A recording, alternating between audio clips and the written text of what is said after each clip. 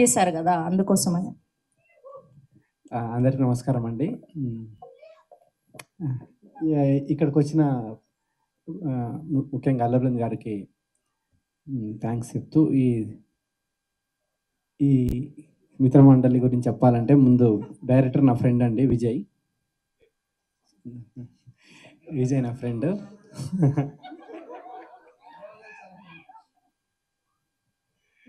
So ఒక story develop చేసుకుంటూ out and out comedy.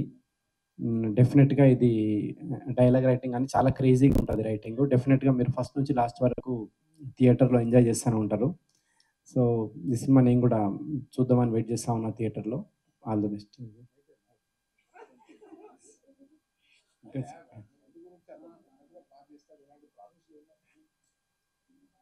అదే ఈ సినిమా కనుక ఏమంటారు మీకు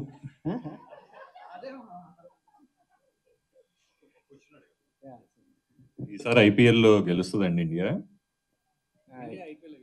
డెఫినెట్గా ఈసారి ఐపీఎల్ ఇండియానే గెలుస్తుంది. సో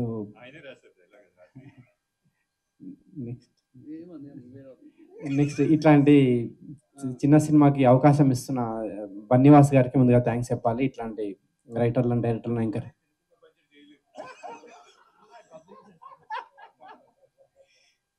సో అనుకున్న దానికంటే తక్కువ బడ్జెట్లో ఫినిష్ చేసిండు విజయ్ సినిమా ఇది. సో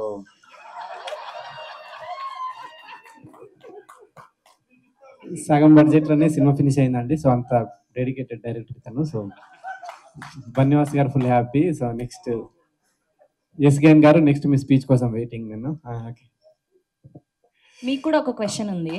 సో టీజర్ చూసాక వచ్చిన గెస్ట్లని టీజర్ ఎట్లా అనిపించిందని ఒక డైలాగ్ రూపంలో, మీమ్ లాంగ్వేజ్ రూపంలో ఒక డైలాగ్ డెడికేట్ చేయాలి. సో టీజర్ చూసాక మీకు ఇప్పుడు ట్రెండ్ అవుతున్న మీమ్స్ ఉంటాయి కదా, సో అట్లా ఒక వర్డ్ చెప్పాలి. ఇప్పుడు నాకు అనిపించింది టీజర్ చూడగానే కేసీపీడి అని. సో మీకేమనిపించింది చెప్పాలి అట్లా.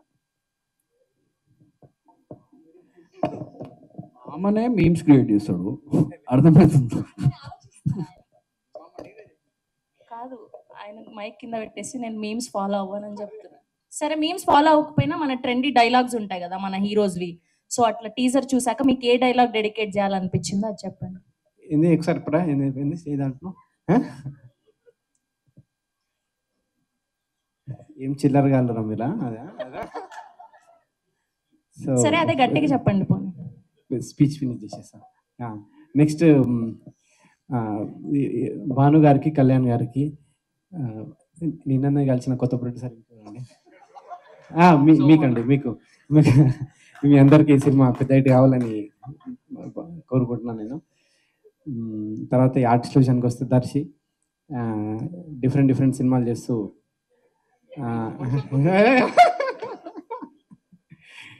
డిఫరెంట్ సినిమాలు చేస్తూ వరుసగా ఇట్లు పడుతున్నాయి దర్శికి సినిమా ఇంకా పెద్ద హిట్ కావాలని కోరుకుంటున్నాను నేను. తర్వాత ఇన్స్టాలో చాలా వైరల్ అవుతూ ఉంటుంది ఇప్పుడు Niharika. So first time Telugu cinema Niharika, నీకు ఈ సినిమా పెద్ద హిట్ కావాలని.